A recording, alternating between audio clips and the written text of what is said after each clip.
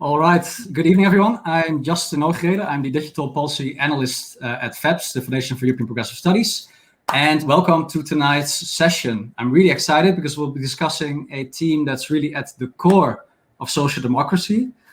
It's about welfare in the digital age. Before I dig into the topic with our esteemed guests, let me first share a quick anecdote. It was 2018. I was unemployed. I had rights to collect unemployment benefits, but in order to do that, I had to take a number of steps. I had to go to 3 different institutions where I had to hand over separate papers. It all had to be paper, nothing went digital. And I spent several days queuing. After a really intense summer, I managed to get benefits for 2 months out of 4, and I was completely exasperated. This, of course, is a very tiny example, and I'm in an extremely privileged position, and I realize that. And so I can only imagine how life is like for people that are really at the mercy today of our welfare institutions. Of course, social democrats were really instrumental in building the welfare state. You may recall William Beveridge's war on the 5 evils, the 5 ills. He wanted to eradicate want, disease, ignorance, squalor, and idleness. And this was really an unprecedented revolution, a really ambitious project of the building of new institutions. We're talking about universal healthcare, education, social protections, pension entitlements that hadn't existed up till then. But of course now we are 70 years later, and there's a bit of a paradox, which I'm pretty sure everyone who has dealt with welfare state institutions recognizes. On the one hand, we've seen a lot of GDP growth. So in terms of nominal numbers, our wealth has increased a lot. We've also had the digital revolution, or we're still in the midst of it, really. So rising, a lot of new technologies that promise to help us do more with less, have more time for leisure, better social relationships, a longer, healthy life. But for a lot of people, this is really only a promise. When we talk about equality, when we talk about decent living, when we talk about security, for a lot of people, this is really only a distant dream. It's not even on the horizon. Poverty has not been eradicated at all. It's really still here. It's transformed, but we still see it. I'm in Brussels. I see homeless people every day. And also, of course, what I mentioned before is that our institutions are also very impersonal and very inflexible. It's not the type of personal care that you would hope would be possible in this technological age. There's also new challenges, of course. There's, of course, the issue of care. In the post-war era, people didn't become so old. So the issue of elderly care was not really something that was at the focus, at the heart of the welfare state institutions. And of course, it also was inspired by a model in which the male breadwinner was the model around which the welfare state institutions have been built. So childcare has not really been taken into account. Neither have been gender perspectives and the plight of women, who now have to combine a lot of things at once. Of course, we also have seen new ways of work, a flexible global labor market that just didn't exist in the 50s. And of course, we have the green transition that somehow we need to address. In short, the welfare state really feels less and less relevant to how our society and economy are organized. So this is what I want to discuss today. First, how is the welfare state falling short? What role does digital technology play in that? And also, how can we reinvent our institutions? And can we use digital technology in a way that's beneficial to our citizens and to our services? Luckily, you don't have to listen to me for the coming 45 minutes, because I'm really happy to welcome Professor Ursula Huws. She's been a former professor of labor and globalization at the University of Hertfordshire. She's also director of Analytica Social and Economic Research. It's a research firm. And she has been really involved in a decade-long analysis and quest to look at the economic and social impacts of technology on our society, and specifically on labor markets and the world of work. In 2020, she also came out with a book, Reinventing the Welfare State, Digital Platforms and Public Policies. I will post a link in the chat box later, but this will be the basis of our discussion. And before we delve into the chat, into our conversation, I would like to also mention that feel free to ask any questions. You have a question item, a question mark on the left, the middle left of your screen. You can click on it and type your question. If you cannot find it, you can just use the chat box on your right to ask any questions, and we'll take them up during the conversation or at the end where there's dedicated time for questions and answers. On that note, let's get started. Ursula, could you perhaps, as a kind of starter, explain what made you write the book in the first place? Well, good evening. Thank you very much for inviting me. It's a big pleasure to be able to talk to you. This book, I started writing it in 1919, which was a year that we kind of knew was going to be a general election year in the UK. But also following on from doing very intensive research on the impact of digitalization on labour markets. And the two things kind of came together. It seemed very apparent, but particularly in the UK after several years of Conservative and coalition governments, that the welfare state that my generation grew up with was in a state of sort of almost terminal collapse in several of its dimensions in the UK. But it also seemed that the kind of knee-jerk reaction to that from many social democrats was kind of, let's put back what's been destroyed. If it's been privatized, let's renationalize it. You know, if it's been cut, let's put the money back. And it seemed to me not only impossible, but not at all a useful demand to present ourselves as people who want to go back to 1945 or go back to the 1970s, to sort of place socialism on the side of turning back the clock, of being against progress, of not adopting new technologies, seemed to me quite a kind of electorally suicidal strategy to follow, if you like.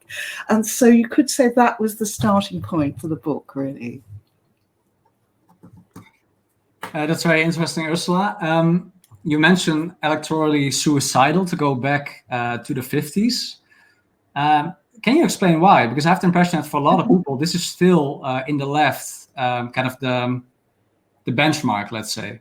The idea is that, you know, that the past years or the past decades even, what people call neoliberalism, let's say, or let's call it austerity, kind of like a public, you know, neo-public management style has pervaded public services. So we've seen budget cuts, we have seen kind of the rationalization of, of handing out benefits, which have been curtailed extremely. And the idea is that if only we get more money and, you know, we kind of maybe, again, renationalize public services, we could go back to those happy years and all is well. Why do you think that that's electorally suicidal, and why is that not possible? The principles behind the welfare state in the mid-20th century seem to me really important and worth fighting for. But the particular form that the welfare state took in the mid-20th century, it was very shaped by a particular historical context. And I mean, I grew up in the 1950s, and I can tell you for most kids now, it would be absolute hell to go back to life as it was in the 1950s. It was homophobic, it was sexist, it was racist, there was a very strong current of conformity that the next generation that came along in the 60s and 70s actually challenged a lot of those things. But the challenges were never completely successful. So the institutions of the welfare state still bear the imprint of, there's as Justin was saying earlier, this breadwinner housewife model of the family, a kind of assumption that institutions are run in a very kind of top-down way, but also an assumption that national governments have a considerable amount of freedom to set down the rules on their territory in a way that is simply not feasible in the era of globalization. So we had technology at a particular stage of development. You had generally national companies. Capitalism, yeah, of course there were global companies, but generally speaking, you had national companies, national trade unions, national governments speaking to each other in a kind of triangular dialogue, which with the forms of which still remain, but which increasingly large portions of the population are excluded from the scope of that dialogue, partly because migrant work, because companies are not national companies anymore, but also quite large portions of the workforce may not even be national citizens anymore. Mm-hmm. And some jobs may be sent to the other side of the world. So those sort of solid triangular certainties that were there in the post-war period, to varying degrees in different countries. I don't want to say that there was a single model by any manner of means, but those certainties aren't there anymore. And so it seems to me we need to get at those principles of universal rights, of security nets, of mm-hmm. systems that mean that, people aren't starving, people aren't dying without being treated, to find a way of start putting those principles in place, but in a very, very different way. Mm-hmm. I mean, you mentioned that that the role, let's say, of the male breadwinner that has a stable job and like a long-term career is no longer really or can't really be the model of today's welfare state. Can you perhaps explain a little bit to our audience what has changed in the past 70 years? And also what the role is of digital technology in that change? Yeah, well, what has changed, of course, is that, that women have been, if you like, liberated. I mean, the women's participation in the labour force has become much, much greater. It's almost 50% of the workforce in many countries now.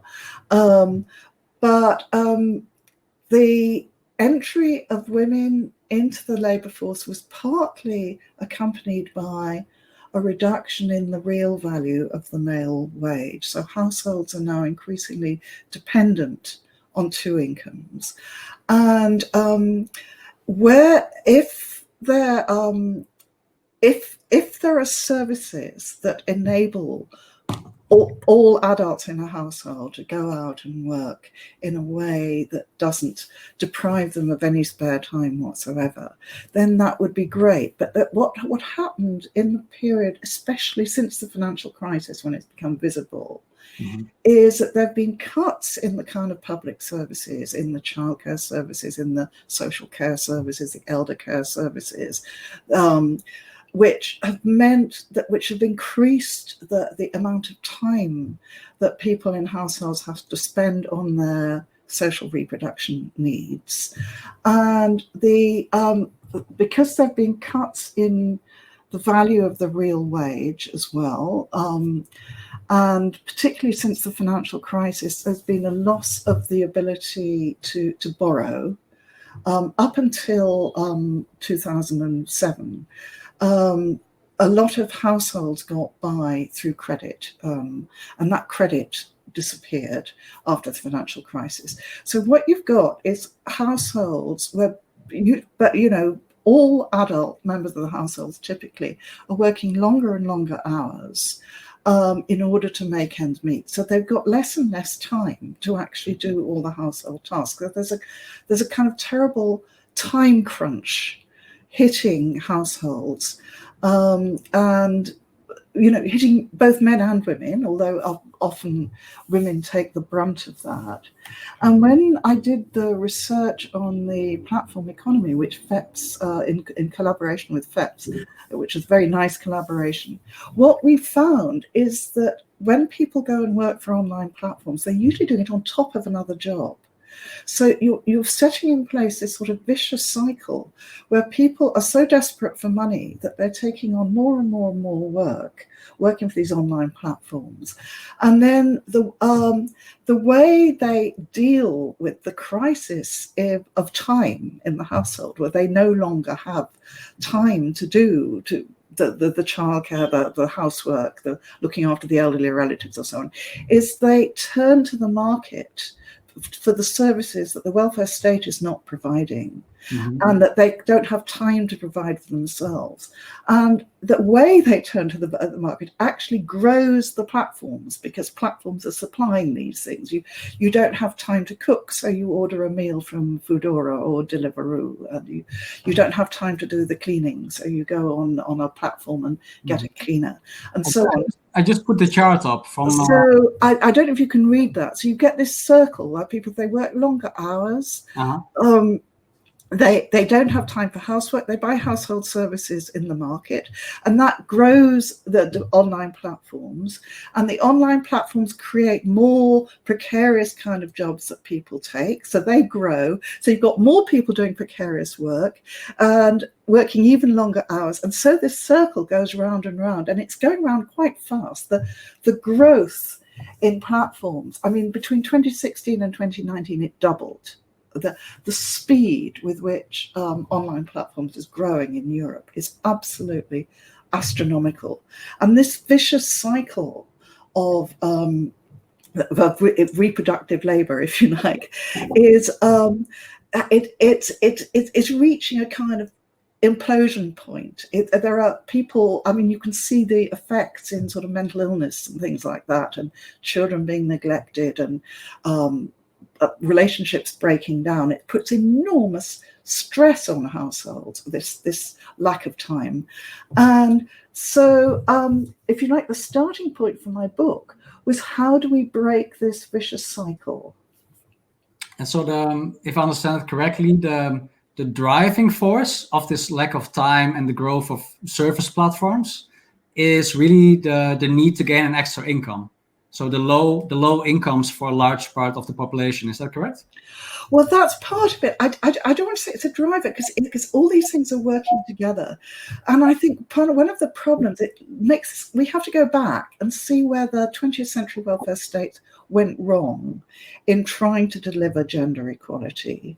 I mean, back in the 1960s and 70s, the women's movement had these very big demands of, free childcare, public laundries, and socialize everything, and so on. And over the decades, that kind of got narrowed down to looking at equality in the labour market, particularly with a focus on the gender pay gap. And there was a kind of feeling that if you get the gender pay gap right down, and if you get women into management jobs the same as men, and if you get more equality in terms of the distribution of paid work, then you've solved the problem. And the problem of the unpaid reproductive labour kind of disappeared. And the kind of, if you like, the classic social democratic response to that is to say the state should provide it. The state should provide childcare. The state should provide health services. The state should provide elder care. And it did that to some extent quite successfully for 30 or 40 years. But then along come the austerity, along come the public spending cuts, along comes the financial crisis. And that's what gets taken away.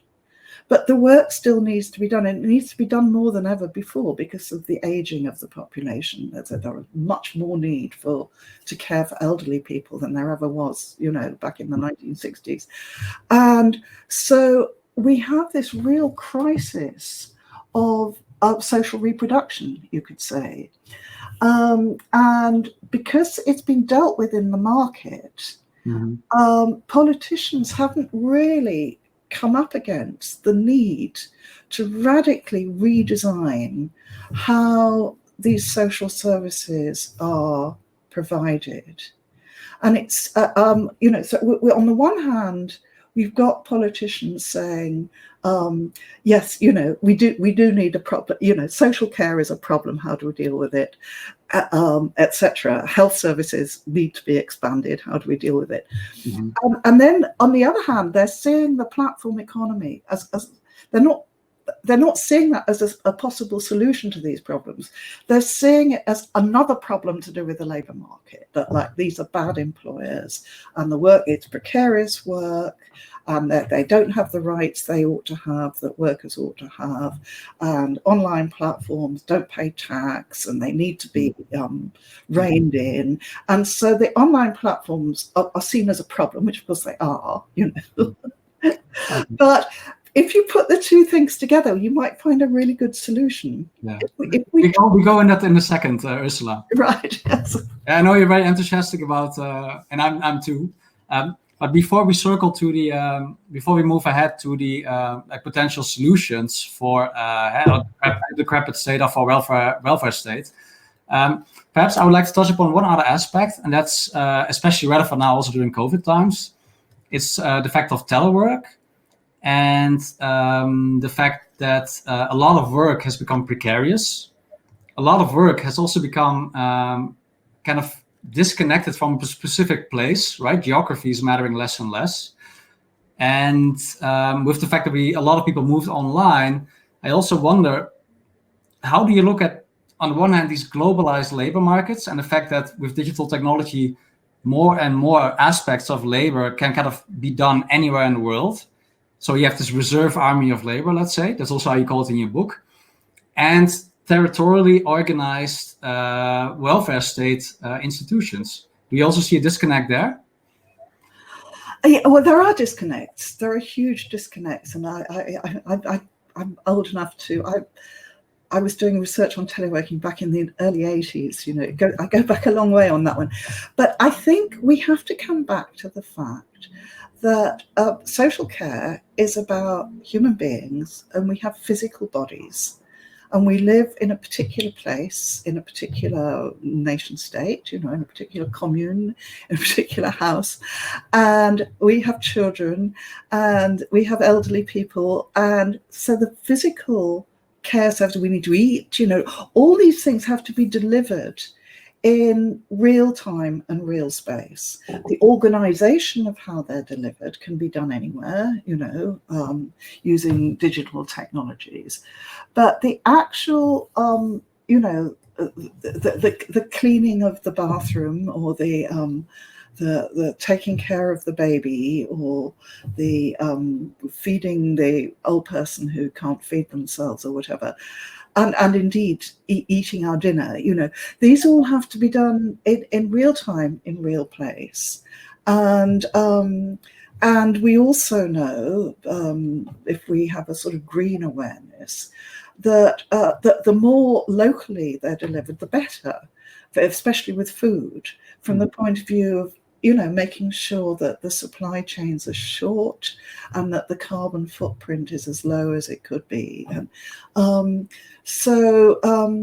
although we may be working for employers on the other side of the world, we are living in local communities. Mm-hmm. And those local communities could be made much... I think this is something people have learned in the pandemic, actually. I think people have been organising at a community level, looking out for their neighbours, you know, organising rotas to make sure that nobody's too isolated, organising food delivery and so on. I think there's a kind of... the local is rising to the top of people's awareness again in a way that's probably very positive for the regeneration of local communities. Okay, now that sounds very interesting. So kind of a move towards more local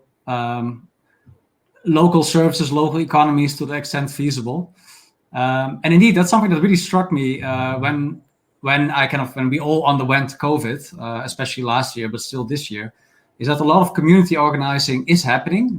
There's willpower, there's willingness, there's manpower to organize things at the community level. But to make the connection with our public institutions is very difficult. They're also not open to bottom-up initiatives. That's at least what struck me as a disconnect. But perhaps it's also time now to move to some of the solutions. So you mentioned this kind of a circle of, you know, lack of time, lack of income, and then hence, you know, more work, lack of time, then the need to kind of purchase such services on the market, which again is expensive. So you need more work, and you have less time. And this, of course, is facilitated a lot by digital technology, because, of course, online platforms, I mean, the way they're used now, there's a lot to criticize. I don't want to discuss now in detail Amazon, Fiverr, etc., or Uber. But they're phenomenally good at connecting supply and demand in a kind of efficient way. And also in your book, you touch upon this. So the idea to perhaps use that technology, but then in a different way. Could you perhaps explain a little bit what your ideas? What could be like a progressive way forward? Well, I think what we have to, it's actually what was done in the mid-20th century as well. People took the technologies that were there at the time and they said, right, well, let's use them for public good. And that was often done in quite a top-down way, like by nationalising electricity or railways or telephones or whatever it was. But the principle that you use the latest technology for public good seems to me a very fine one. And we all know, there's a risk of technological determinism, that the technologies that are used by big companies are designed to serve their purposes and not necessarily designed to serve public purposes. They might be more interested in minutely managing the workers than they are in improving the value of the service to the consumer, for example. But those technologies are there, and they enable a matching of supply and demand, which is exactly what we need in public services.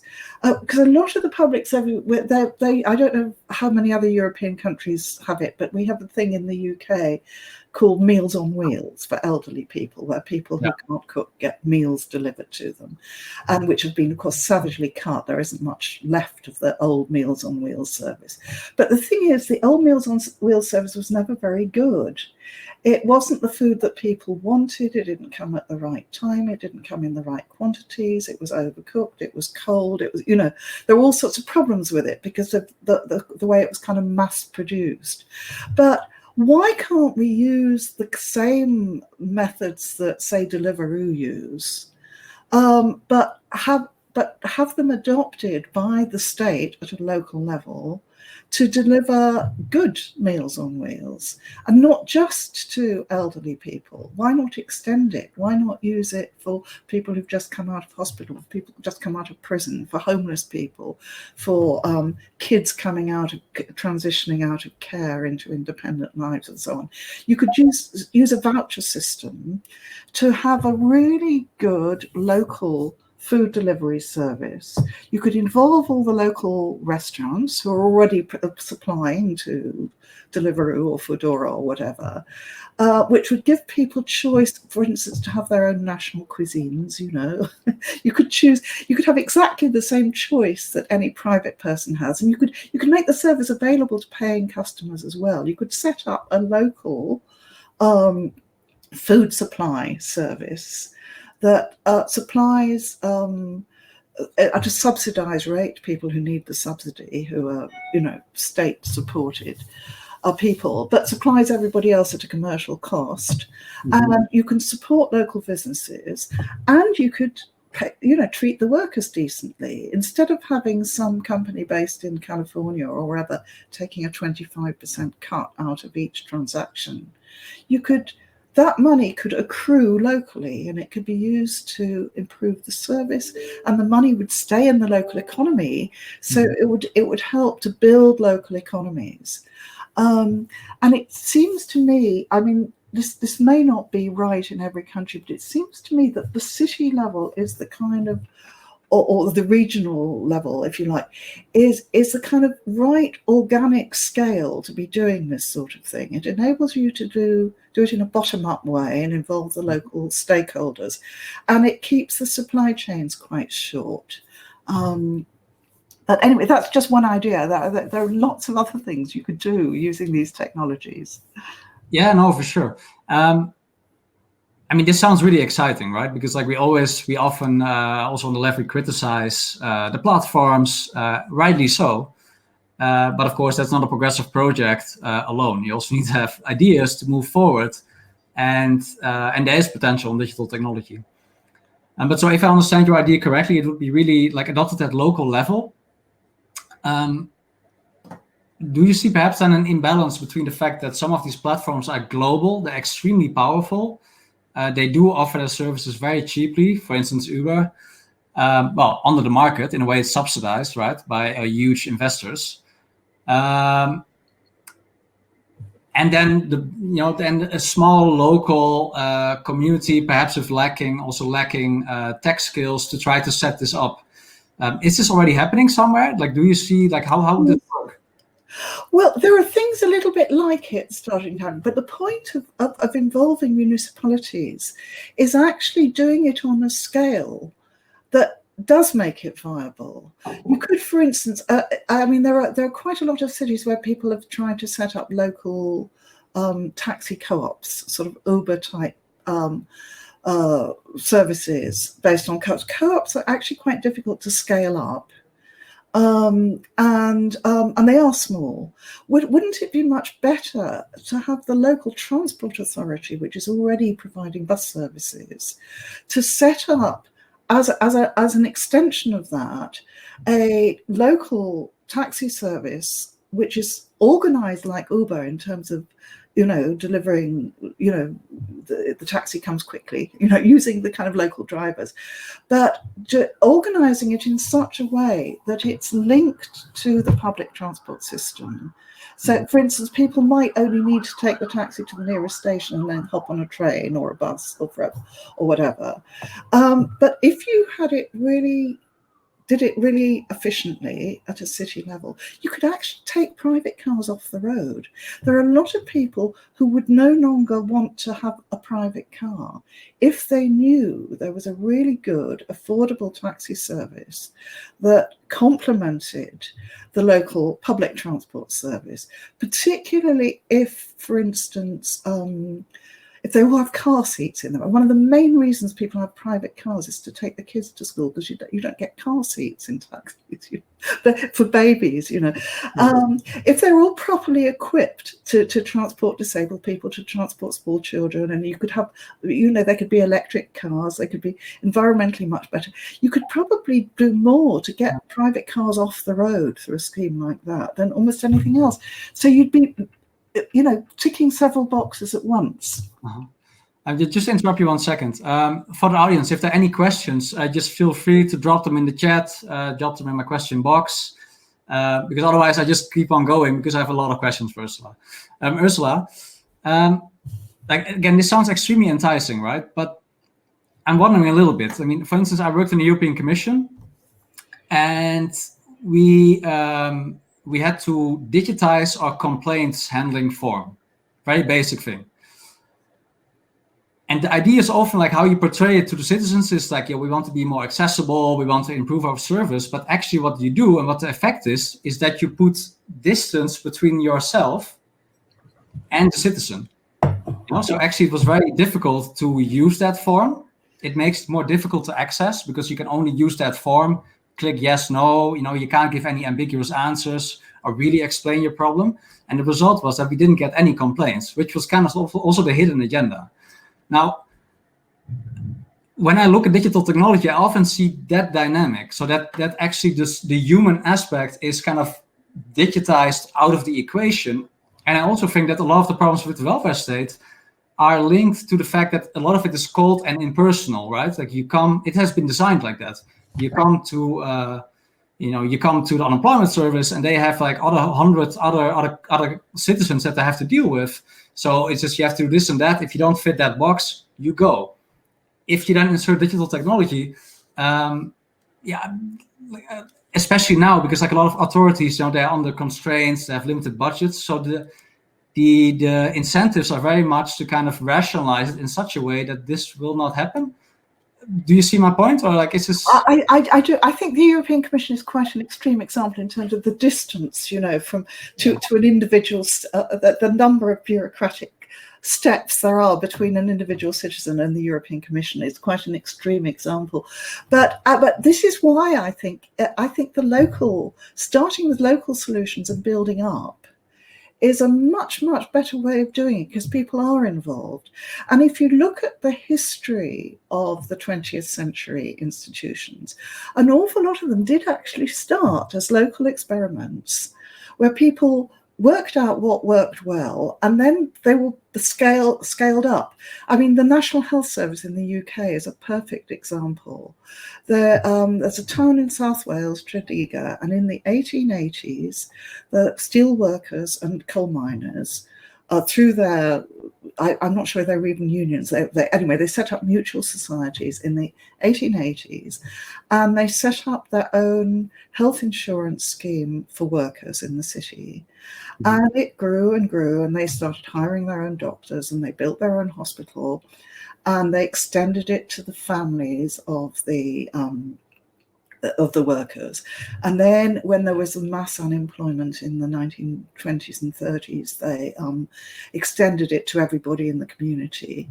And by the end of the 1930s, before World War II, 95% of the population of that town were covered by this bottom-up, locally organised health service. And of course, Nye Bevan, who founded he saw it, he grew up with it, and that was one of his models, not the only model, but that was one of his models for developing the National Health Service. The same with the telephone services. There were lots of cities that had their own telephone services before you had national telecommunications network. And the city it means you don't try and like design a perfect thing and impose it from the top down. It's much better, it seems to me, to work organically with local groups to see what works, to adjust it when it doesn't work. And it's also in places like the UK, which is politically such depressing times. Yeah. It's actually quite a good place for people to put their energies, because it's somewhere where you can actually do something positive. You're not just, always losing.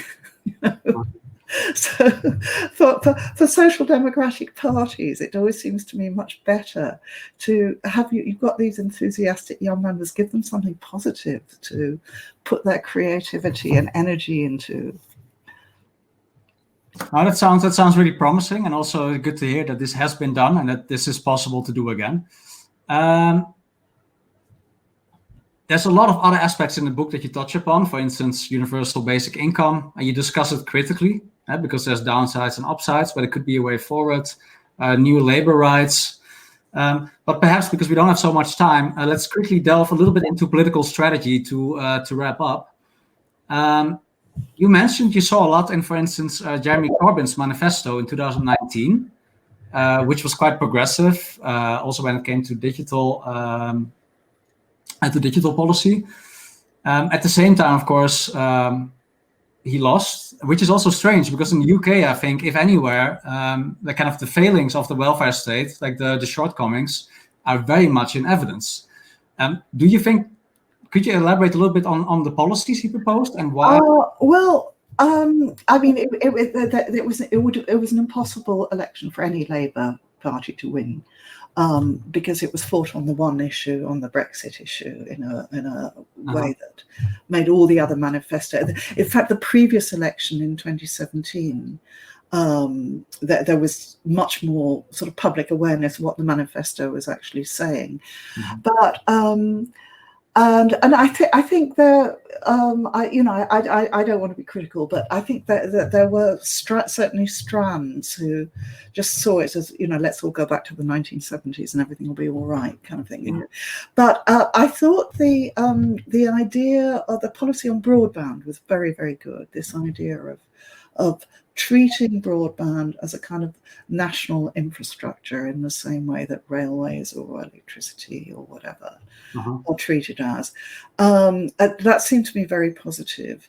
And it seems to me that we could perhaps go further along the route of sort of decommodification, you might call it. But I think we need to learn more lessons from what went wrong in the 20th century.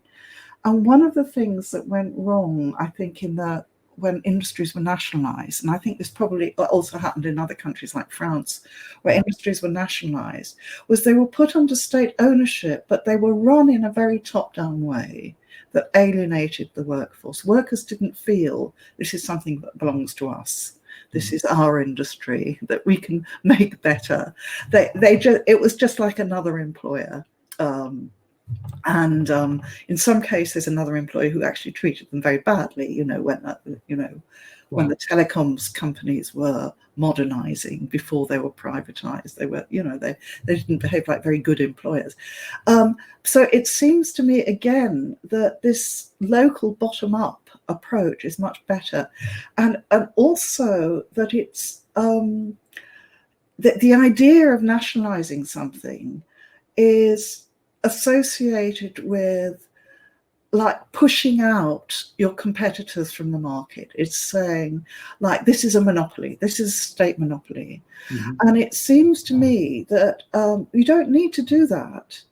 You can if you set up a good public services, like a good public taxi service, for example, or a good care service or something, you don't need to drive everybody else out of the market. You just compete with them. You just say, well, look, this is the solution that we're offering here in this city. Citizens, of course, you're free to go, use another company if you want to, but try using ours, and especially with things like care services.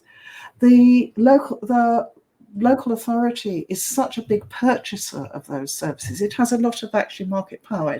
It's big enough as a customer to make the service viable. So it seems to me that working with the market in that way is probably more constructive. Okay. We still have about 5 minutes because we started 5 minutes late. And I want to end perhaps on a kind of a provocative question. I see what you mean. So you mentioned that the welfare state, we should perhaps look at more bottom-up ways, starting from the city.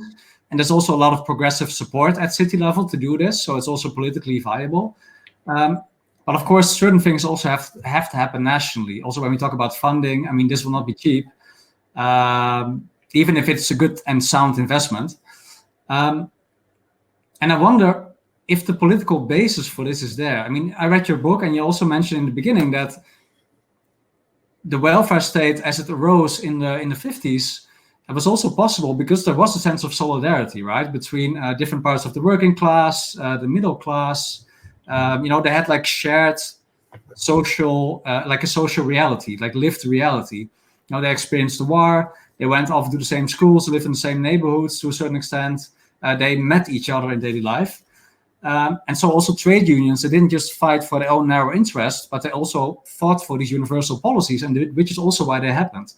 And I wonder, like, if now we discuss things like, new public services based on some kind of platform principle, if we discuss universal basic income, new labor rights, there also needs to be some kind of basis, like political, like social, societal basis to kind of push for those things. And very provocatively put, is this possible? Is it not just the case that the original welfare state worked because it was solidarity among white men that kind of looked like one another? Like, if this is still possible today, and what does it mean? Like, how do we do that? I know this is a lot, but I would just be interested what you think about that before we close. Well, who knows? But I think the pandemic is exposing it's new fault lines, but new commonalities across different groups of workers in a way that probably hasn't happened for decades, particularly those that are related to digitalization. Because we have, on the one hand, we've got this quite polarization. You've got one huge part of the population that's become teleworkers, locked up at home, working remotely for employers who could be anywhere. And then the other part of the population servicing their physical needs, risking their lives out on the street, delivering their packages and delivering their groceries and looking after them in hospitals and preparing food and, all these meat processing plants that are have such high incidence of COVID in them. So you've got, on the one hand, you've got what in an article I wrote way back called the fixed workers and the footloose workers. And you could say that this is a new polarization. But what they've both got in common is they're both increasingly, both groups, managed digitally. So the guys out on the streets are all being monitored in real time by these algorithms, by the GPS, and noticing on the map exactly where they are and being told exactly what to do and how long it takes them to do it. Increasingly, the hospital workers and the school workers are all managed by these kind of performance indicators and targets and standard protocols, and they're all digitally managed. And meanwhile, all the teleworkers are being digitally managed like never before, with the spyware on their computers and webcams being recorded to make sure they're working. So we're all digitally surveyed. So one common demand that probably all workers could unite around would be a set of rights around digital rights at work. The right to see the algorithm, the right to know what happens to the data that's collected on you, the right to challenge an unfair customer rating, all those kinds of things. So I think there's a lot of scope for actually developing. I mean, of course, we need all the old rights as well, which has been so chipped away at, that used to be universal, like paid holidays and sick pay and pensions and all the things that these so-called independent contractors no longer get. And there's the right to join a trade union, the right, all those rights, of course, should be universal. But we need another set of universal rights which are related to this new digital reality in the workplace. And I think there's probably quite a good basis now for building a sort of platform that quite different groups of workers can all unite around. You've got the typical Uber driver in London has a very different profile from the typical teleworker, ethnically and in terms of gender and so on. But there's a set of demands now, I think, that we could all unite around. That's a very hopeful note to end on. So just to summarize, you were saying we need a new set of universal rights for workers. We need to have novel ways to kind of implement this. So perhaps personalized services using digital platforms for the public good. And this has to be bottom-up, experimental, testing. And this is the best time to do it, because indeed, I think that, as you pointed out, that there might be now a shared sense of solidarity based on our common crisis, like coronavirus crisis experience. So on that note, I really would like to thank you a lot, Ursula, for those very interesting, interesting analysis, and also, and this is extremely welcome, solutions, because it's always easy to criticize, but it's much more difficult to come up with a sensible way forward, and I think this is it. So please, thank you. Join me in thanking you, Ursula. Also, thanks to the colleagues that work behind the scene, Maria Freitas, Sophie Newlands, and many more, of course. And before we go, let me just announce that, of course, the program will continue tomorrow. You can socialize from 9:30 to 10 on the platform. There's kind of like a roulette where you can meet different people, have a coffee.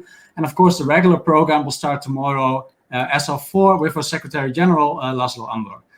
Thanks again, and see you around the coming days for the rest of Culture Europe. Thank you, and have a lovely evening. Thank you very much. Have a nice evening. Thank you, Ursula. Bye.